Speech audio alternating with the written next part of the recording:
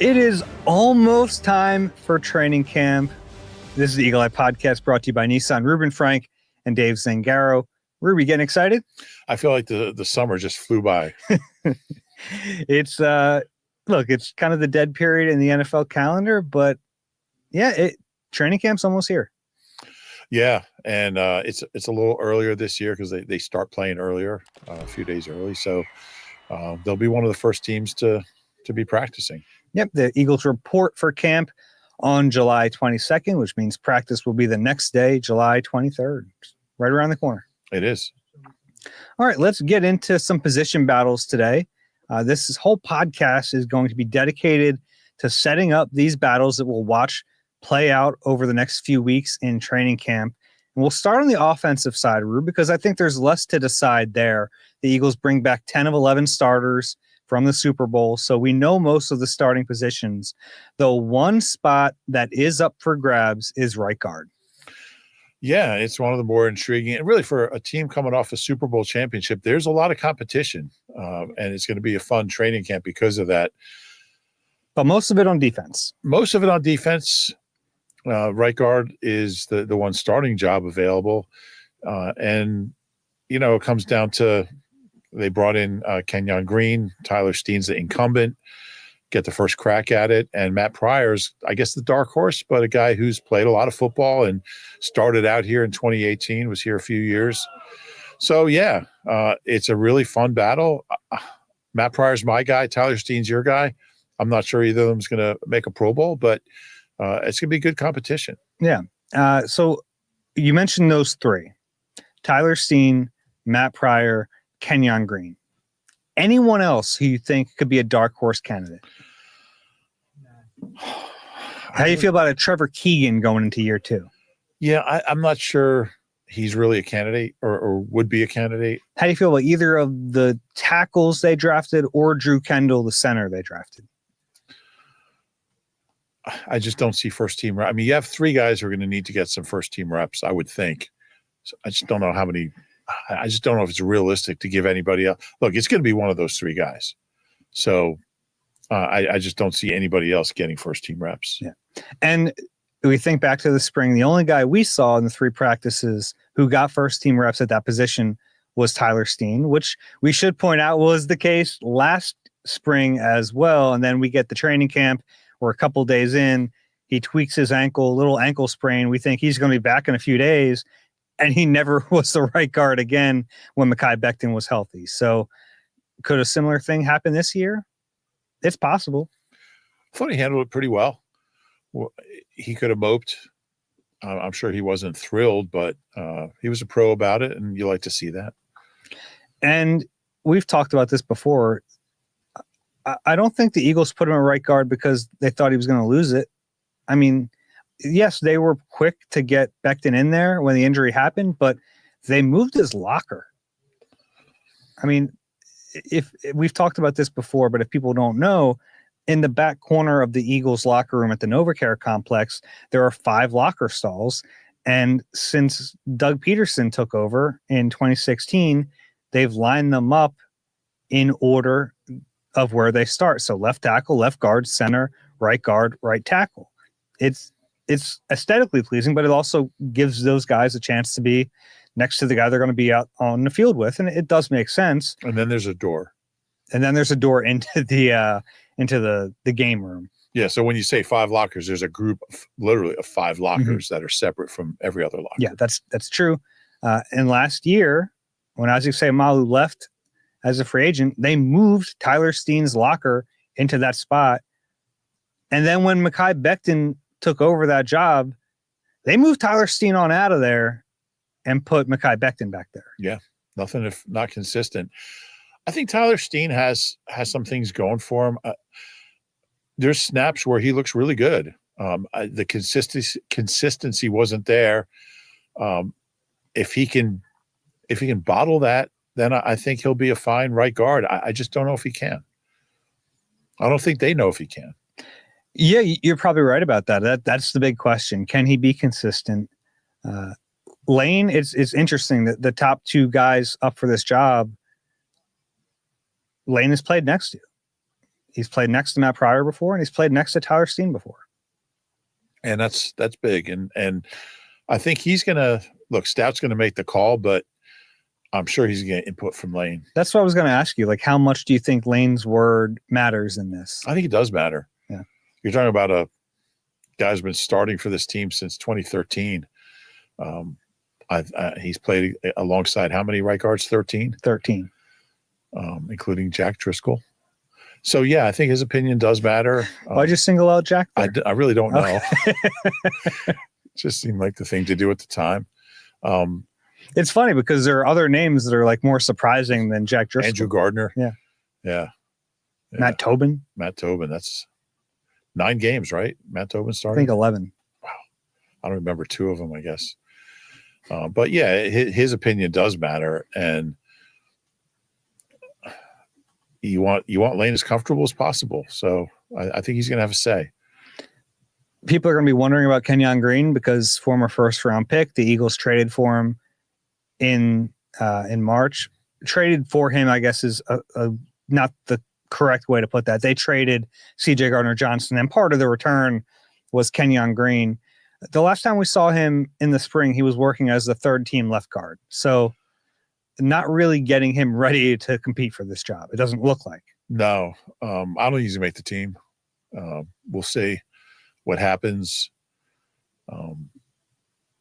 Maybe he will bounce back. I saw Stout yell at him Tuesday for the first time.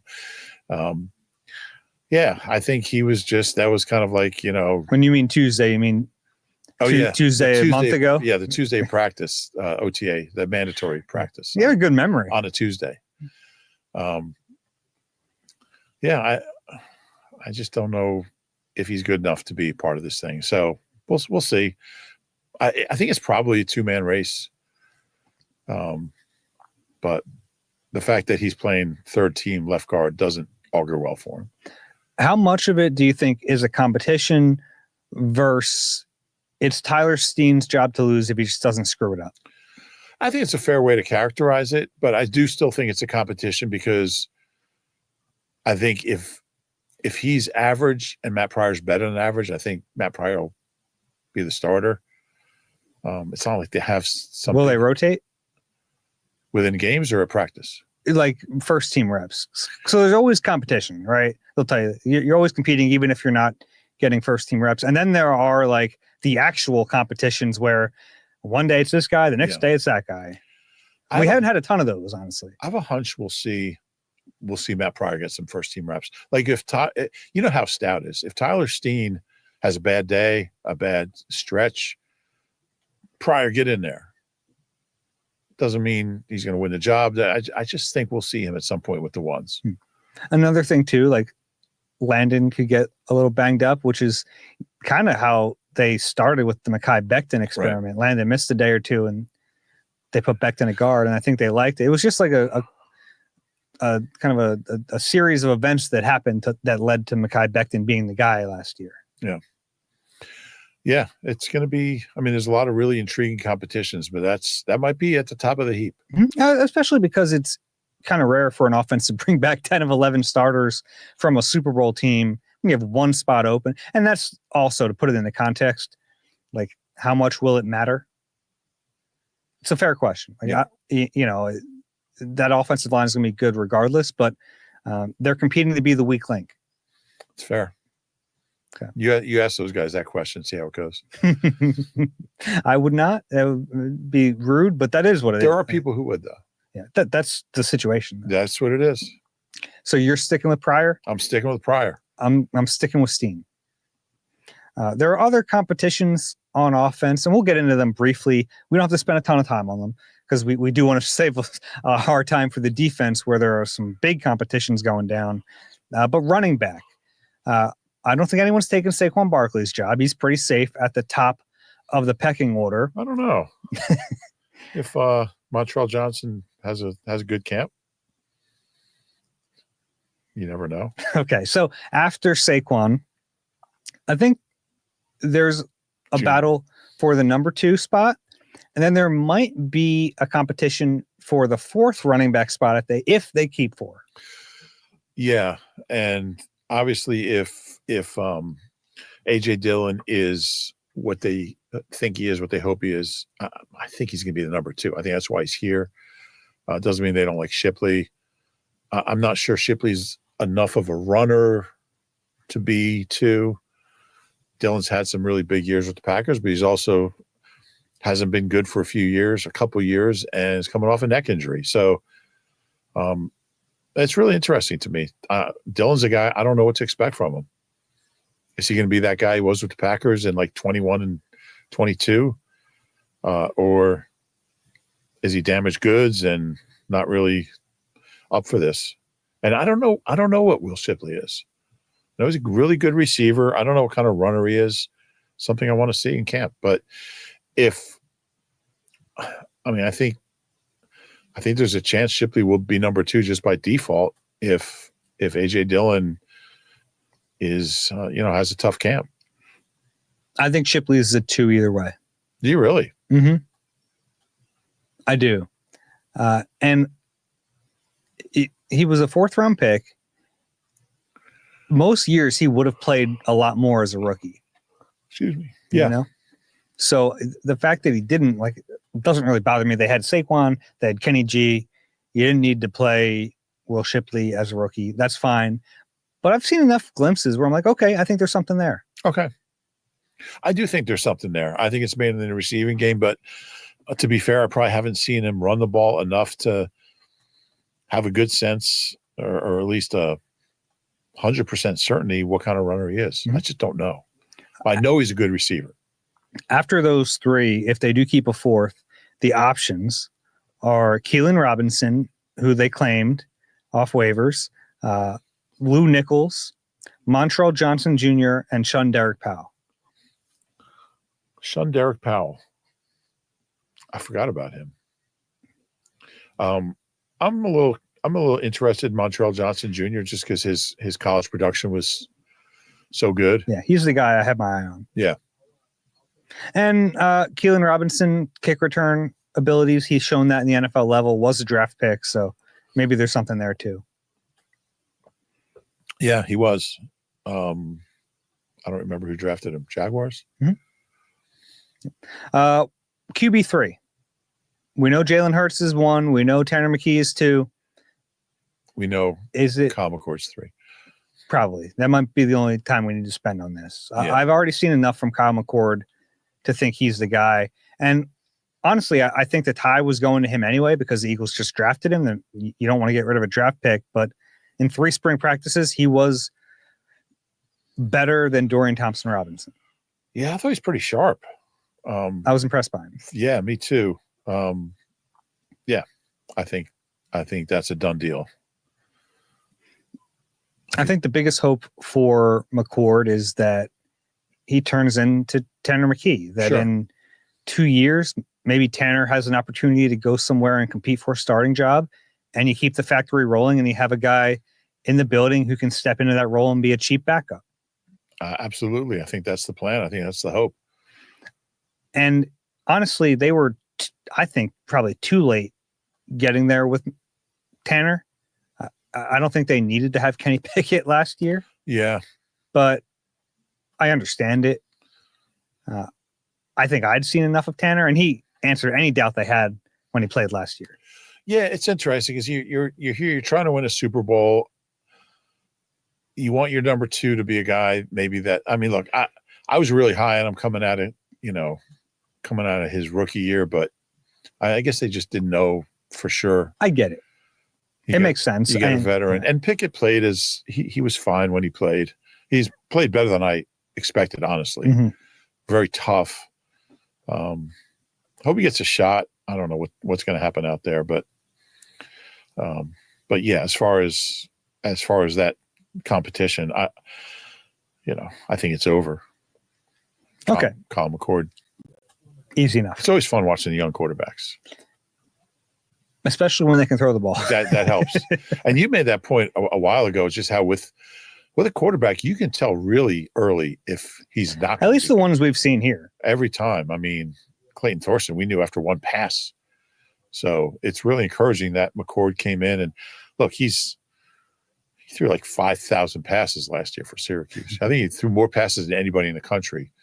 So he's a guy he's coming from a pro-style offense. He's got a ton of experience. Yeah, he'll be a fun one to watch. And he'll play well in the preseason games, going against threes, but going up against threes. And with DTR, I want to be respectful and fair. He has the mobility, which doesn't always show itself in practice as much as it does in games. So he might have a really good preseason. I mean, if he does, maybe the Eagles can trade him. Maybe you get DTR and a 7th for a 6. Sure. Okay. Wide receiver, we'll call it 4 through 5 or 6, because the top 3 to me are locks. You can argue that Jahan Dotson isn't. I think he is. Yeah, I agree. Yeah, I think A.J. Brown, Devontae Smith, Jahan Dotson are locks to be on this football team. And after that, there's a bunch of names who are competing for either 2 or 3 spots. Yeah. And I don't know if there's really a favorite going in. Well, I think maybe the incumbents, maybe. The incumbents who are draft picks. So you have Anais Smith and Johnny Wilson. They returned. They were draft picks last year. All things equal, you probably lean toward them, but all things might not be equal. The other names on the list, Terrace Marshall, Danny Gray, Avery Williams, who might be in his own category, Elijah Cooks, playmaker, Darius Cooper, Taylor Morin, and Giles Jackson. Yeah, there's a lot of legs there. Yeah, and there's some interesting names, but Terrace Marshall seems to be at the head of the non-last year's draft pick heap, I think. So, former 2nd-round pick, hasn't really panned out in the NFL, but big body receiver too, and that's something that matters. Like when you're trying to fill out a room, you don't want the same body type 6 times over. Yeah. Yeah, and I think, who mentioned that? Was it Jalen? Kind of wasn't even asked about him and mentioned just how he's a different body type. When Jalen's talking about you, that's a good sign. Danny Gray, standout of the spring, made some big plays. Yeah. You rolled your eyes. You don't think he was a standout of the spring? He also had some drops. He got a lot of targets because, Devontae wasn't out there and AJ wasn't really out there. Former 3rd-round pick, ran a sub 4.4, so he has some speed to him. Out of Anais Smith and Johnny Wilson, who do you put ahead in the pecking order? Johnny Wilson. He played more as a rookie. Do you have a pen over there? No. Okay. I thought I heard it clicking. Not me. Okay. Getting accused of stuff here. I wasn't accusing you. I asked a question. I'm looking for one though. Johnny Wilson played more, so I think he's probably ahead, but definitely not a lock. Yeah. And Anais Smith, I'm excited to watch this summer because he missed all the spring last year and he had just an awful beginning to his training camp. And I think he was just kind of behind. He had that stress fracture in his leg, just got started off on the wrong foot. Looking forward to him just being healthy to start training camp. But he did bounce back a little bit late in camp and had a good preseason game. I think I talked to him after that game. We didn't have a post-game show. So, I think they're probably about equal, but I guess Johnny Wilson's ahead a little bit. Smith was a higher pick. I think 5. Wilson was a 6. Yeah. My hunch is that Terrace Marshall right now, I would say, has the best shot to be 4.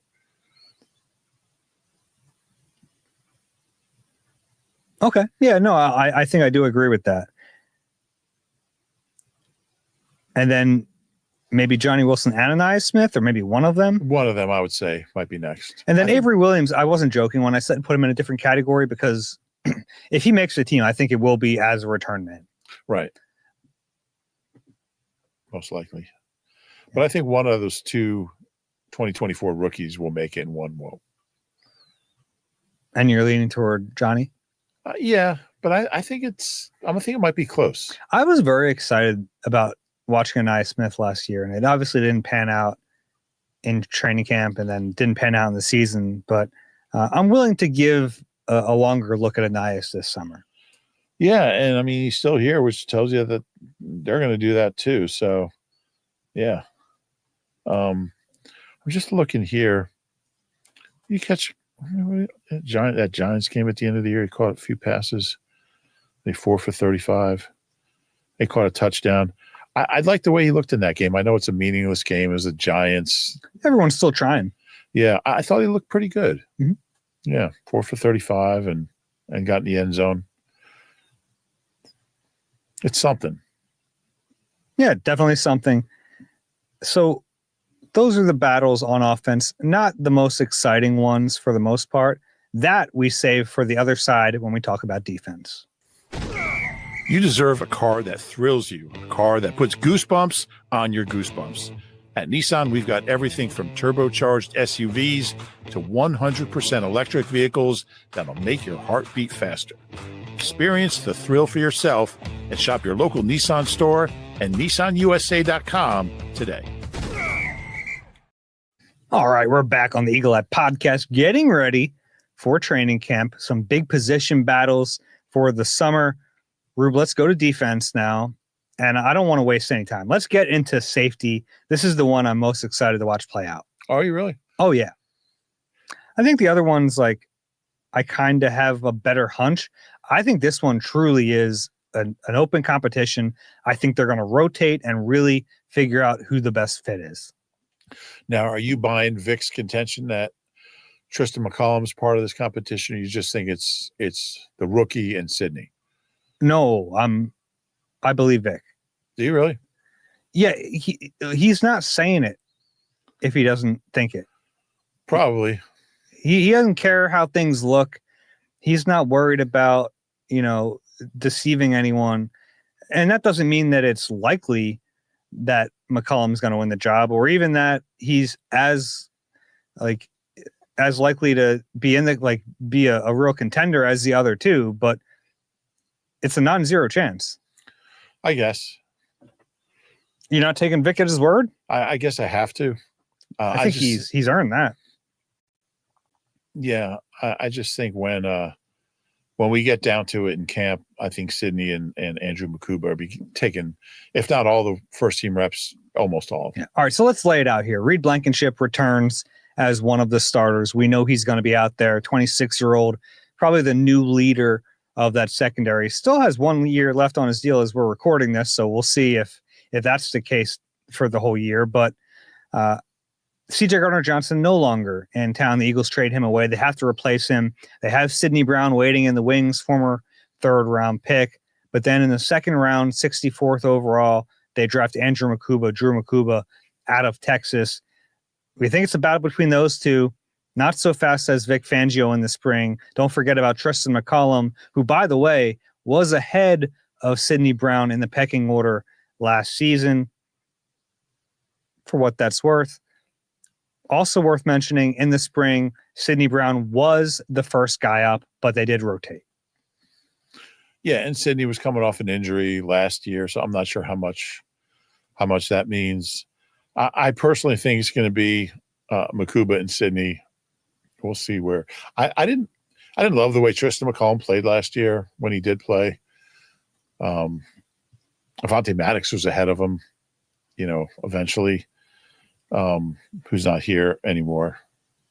Where's he? In Detroit, yeah. Well, home. Yeah. I think Makuba's going to win that job, and I like Sidney, and I think he'll be here. I think he can do a lot of things, but I think they drafted Makuba for a reason, and he was drafted under Vic's reign, and Sidney Brown wasn't, and I think that's notable. I agree with you. Even when Vic was asked about Sidney Brown's experience, he was very quick to point out it was not experience in his defense. Right. Which definitely matters at the safety position more than some others. Yeah. Yeah. I mean, he's not starting over or not starting from scratch like Drew Makuba, but Yeah, it's still new to him because he really didn't play much last year on defense. And the snaps he got in 23, like half of them were at nickel corner. Yeah. The other thing here, and this is, you're kind of like, now we have a couple years with Vic, right? And we're on year 2. Year 1, he was so slow to put Quinyon Mitchell on the field, the first round pick, 22 overall. He was so slow to put him on the field. Andrew Makuba got first team reps in his first spring practices. That means something to me. Yeah. Look, whoever plays better is going to get the job, but they want Makuba to win it. Seems that way. And then look, a lesser safety battle is probably for that last spot on the roster. I think we feel pretty good that Reed Blankenship, Sidney Brown, and Drew Makuba are on the team.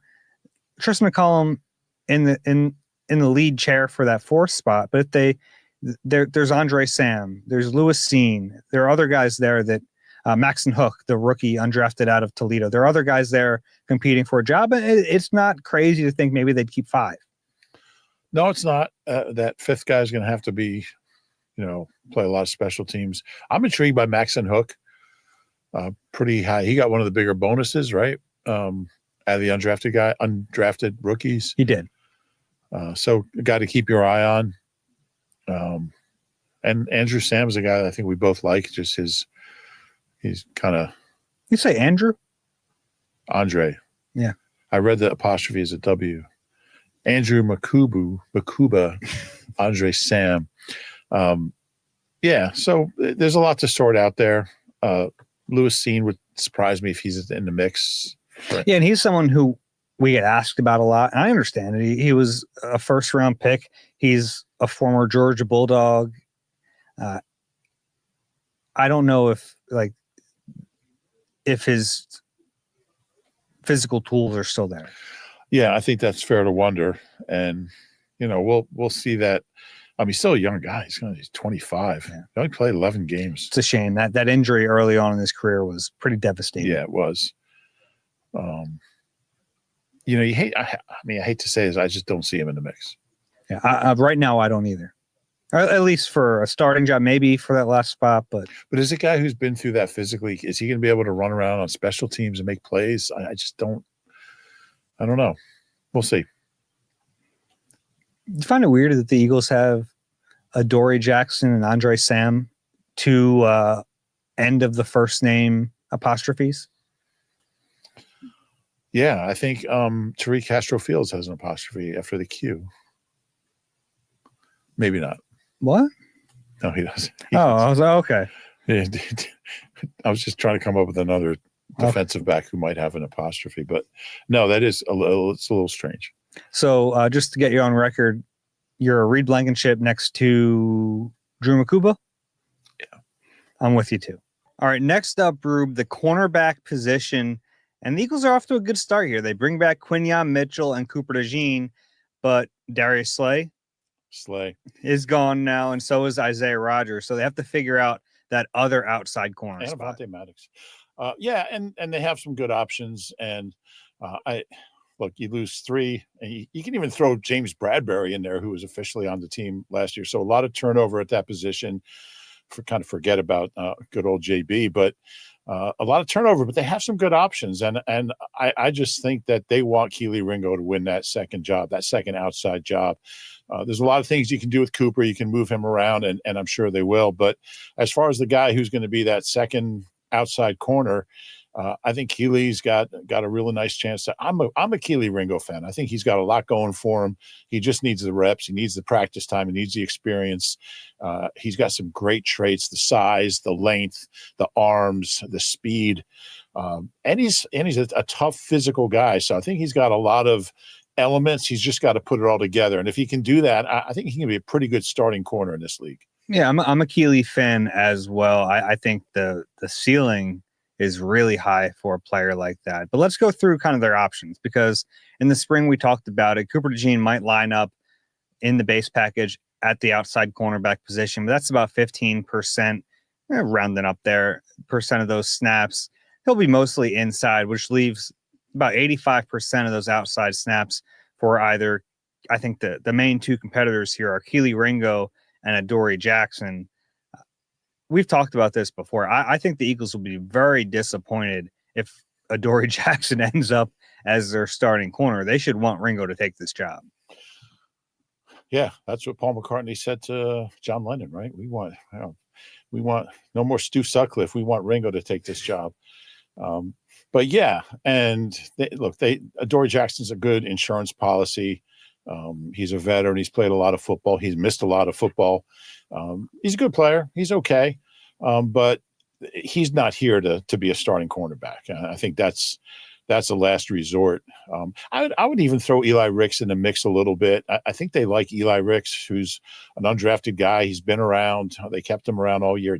Barely played. And played like 14 snaps on defense all year. But I think he's got some interesting traits too. Be interesting. I doubt he'll get any first team reps, at least when they're at full strength and everyone's healthy. But I think he's not really in the mix, but I think he's on the fringes of the mix, if that makes sense.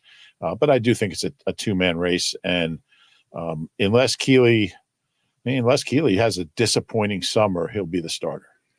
I think that's probably the fairest way to look at that. And I like the way you put that with Adoree Jackson. I think it's a nice insurance policy. And it's also a sign to Keely Ringo that, hey, we're not going to just hand you this job. We're going to make you earn it. And I think that's wise too. The Eagles always preach competition. And this is a way to create some naturally, because a ninth-year vet, there's some pride about that guy. And he's not going to just roll over and give a job to a young kid. Yeah, he's trying to keep his career going. He wants another year of checks. He probably faces a little bit of an uncertain future if it doesn't work out here. You don't know with a guy that age and that injury history. Yeah, he's going to fight. He's going to fight for all he's worth to win that job, and that's good for Keely. I think every young guy needs that. An unproven young guy needs that competition. I think that's a good thing, and it's something that Howie and Nick have always believed in. You're going to see it this summer, and we've talked about some of the other positions you're going to see it at, but it's a really healthy thing to have. Since you mentioned Eli Ricks, I guess we should mention Mac McWilliams, the rookie day 3 pick, unlikely to really be a part of this competition, but probably going to make the team, can play some special teams, has the versatility to play outside and inside, mostly played outside corner in college. So, if we're going to include Eli, we should probably include Mac McWilliams too. That's fair. And he's got a chance to be backup slot. That's kind of in the spring, that was Perry Nickerson, who's a 30-year-old veteran. You would think eventually McWilliams will get those reps. Yeah, you would think. And I think if he gets on the field, I think that would be his role. But he's a special teamer, interesting player. And I think he has a chance to make it in this league down the line. But if he's going to get on the field, it's going to be as an emergency slot and a special teamer. So we're in agreement. We think Keely Ringo's winning that job. Yeah, I do. I don't think it's a lock. What do we really know about Keely? He didn't play much last year. Played a little bit. Played more as a rookie. We know he's going to go out and compete and play hard. He's got to learn. He's got to be better with his technique. He's got to watch those penalties. He gets handsy. He tends to get handsy, but that's most young corners as well. Now he's in year 3, so we'll see if he's cleaned that up. But I think he's got a good chance, very good chance. I was really encouraged when we talked to him in the spring because he understands that he's physically gifted. And he basically said, that's not enough. I have to refine my technique. I have to continue to get better at the little things that you need to do to play corner. And I think that's very encouraging because physically, Adoree Jackson said he's a freak. He's 6'2", 207, runs a sub 4.4. Like, there aren't many guys on the planet doing that. The other thing, he was a really young rookie. He was a young 21 when he got drafted. So he's had these developmental years in the NFL instead of in college. I don't know, what would be better for him long term. He probably gets drafted higher if he stays in school, but he was posed that question in the spring, and he said he likes the idea of him getting all this experience in the NFL. Yeah, and you think about the corners he's been around, and and Bradbury was good. He played his rookie year. He worked with him. He wasn't good that year. But Slay, being around Slay, Bradbury, even Avante, he's been around some really good veteran cornerbacks, and that's, I'm sure, helped him a lot. All right, you want to move on to edge rusher? Yeah.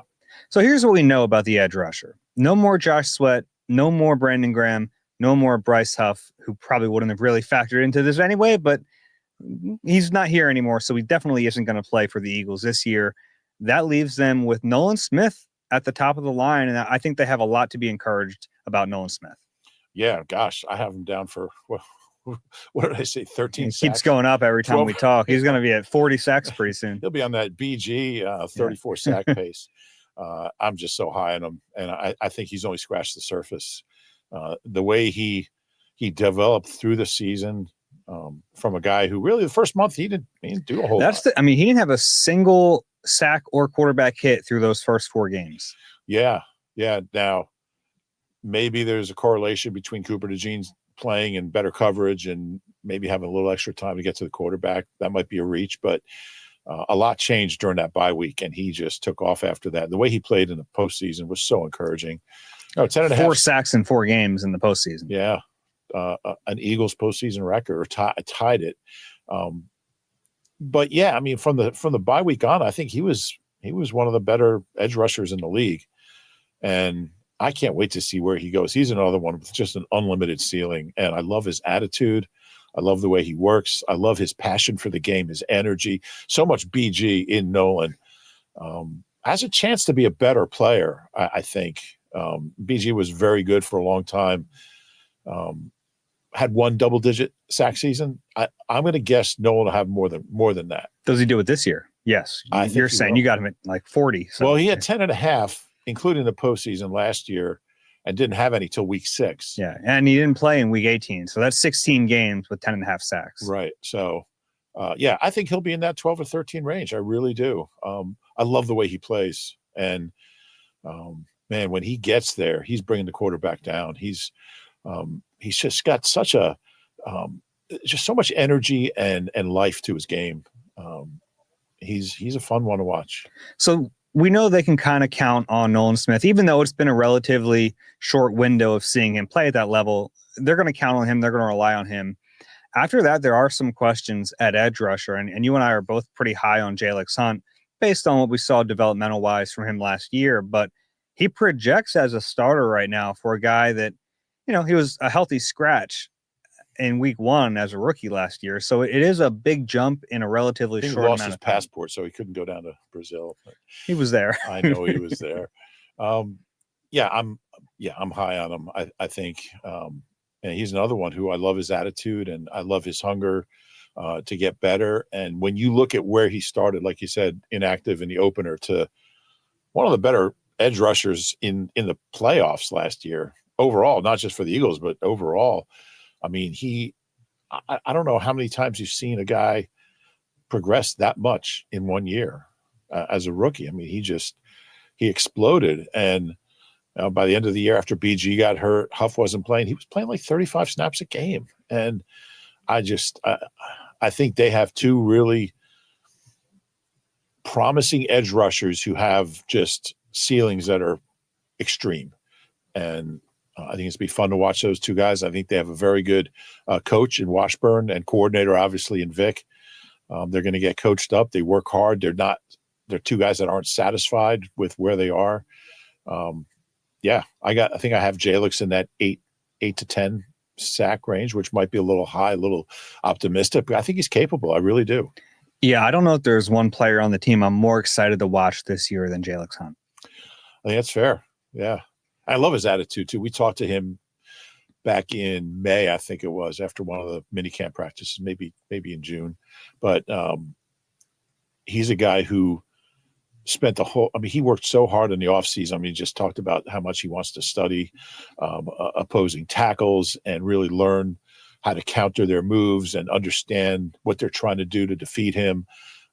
Really cerebral player, but physical, tough, explosive player as well. It's a real good combination.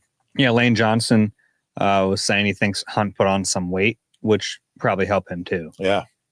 All right. After that, though, some question marks. The Sure. Eagles, they bring in 2 veterans on 1-year deals, Azeez Ojulari and Josh Uche.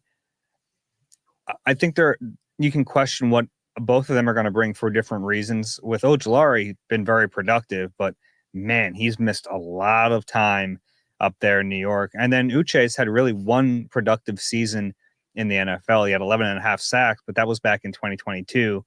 He has 9 in the other years of his career. Yeah, I think 5 since that 11 sack season.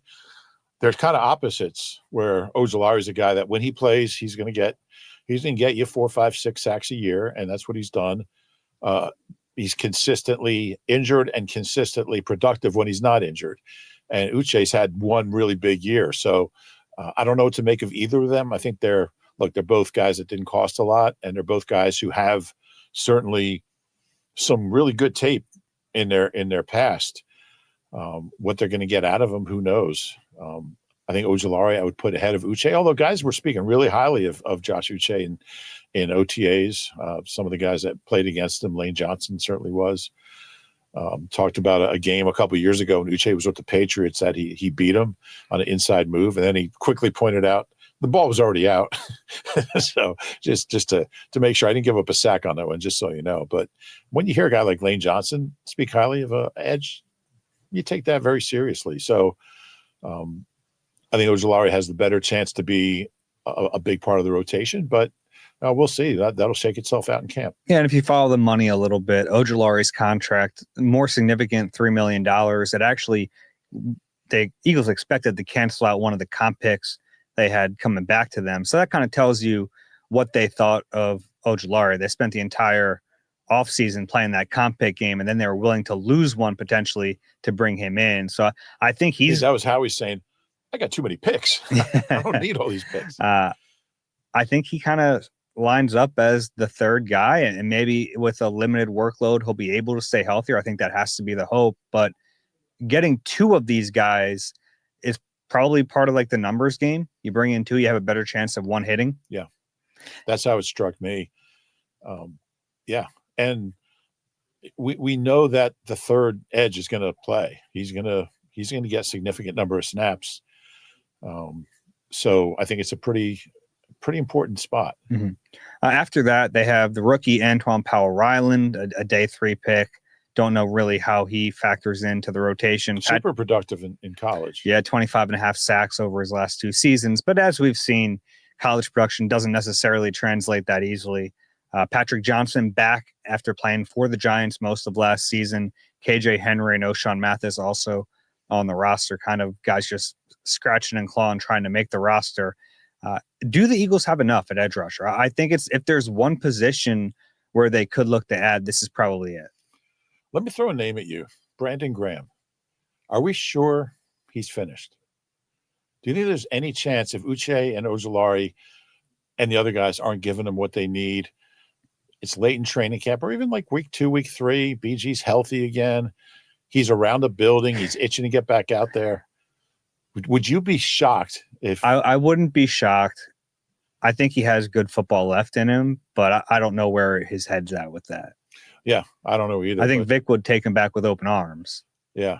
I mean, we're getting ahead of ourselves. And a little bit. The big name out there is Von Miller, who did play for Vic Fangio. I don't know what it would take for him to sign a contract. I don't know when he wants to sign, but he obviously past his prime, but he's a Hall of Fame player, so his prime was really pretty up there. I think a guy like that could probably help them. Yeah, I'm not sure it's the direction. Well, I know that's not what Howie wants to do, but if he's out there and things aren't going well, it's certainly a possibility. Yeah, it might make sense to bring these guys to camp and then see what it looks like. And Von Miller don't want any part of, I almost said 2-a-days, but he doesn't want any part of being out there when it's 98 degrees. It's like, call me at the end of camp and let's see what we're at. All right, how about linebacker? We know one guy's pretty darn good. Zach Bond back on a 3-year, $51 million deal. You plug him in there at inside backer, but we don't know who's going to play next to him. And this is a tough battle to talk about. I don't even know if you can call it a battle. It's like guys battling against their own health right now. Healthy, yeah. Nakobe Dean coming back from the torn patellar tendon, and Jihaad Campbell coming back from a shoulder surgery in March. Campbell was able to participate on the last mandatory camp day in June, so looks like he's ahead of Dean in terms of who'll be back on the field full go. But in the interim, they've had Jeremiah Trotter Jr. next to Bond. Yeah, look, he was a late round pick, but not the worst option. I think he's athletic and smart.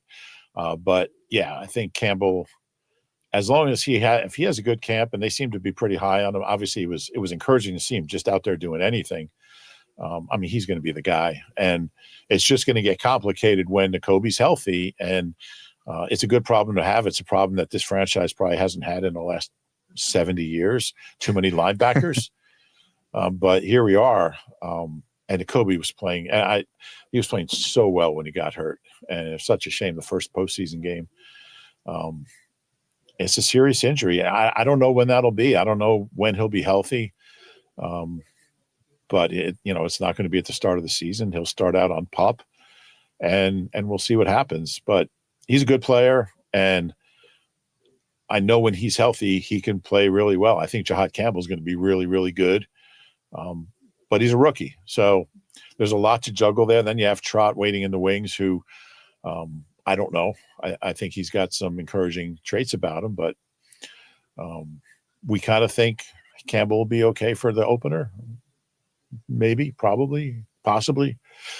But it's a tricky situation there. Vic Fangio gave us a timeline for Campbell of August. Is there a scenario where he just misses too much practice time for Vic to feel comfortable with him, and they have Trot out there in week 1? I think it's possible. Yeah. Because August, I mean, that's a big, the beginning of August is kind of early in training camp. The end of August is that everything's kind of figured out. Yeah. You're playing in another week and a half. So I think that's a possibility. I think maybe there's a chance we don't see Jihaad Campbell till week 3 or something like that. I don't know. But I know when he's healthy and he's full go, you're gonna have a pretty formidable 1-2 with Zach Bond and him. And then when Nakobe gets back, Bobby King and Vic can figure that out. Of all these position battles, is there one you're really looking forward to watching at training camp? I think corner. I think that second outside corner. I think it's going to be really fun. I think it's going to bring out the best in Keeley. And I think you have a veteran, like you said earlier, who's, he's trying to extend his career. And he's a smart veteran who's played a lot of football. And those kind of guys usually have a chance to, they usually play really well in training camp. So I think that has a chance to be a really engaging battle. It needs to be really fun to watch those two guys go back, back and forth. And I think by the end of camp, we'll know who the second best guy is, second best outside corner, or the third best if you want to include Cooper in there. For me, it's probably safety.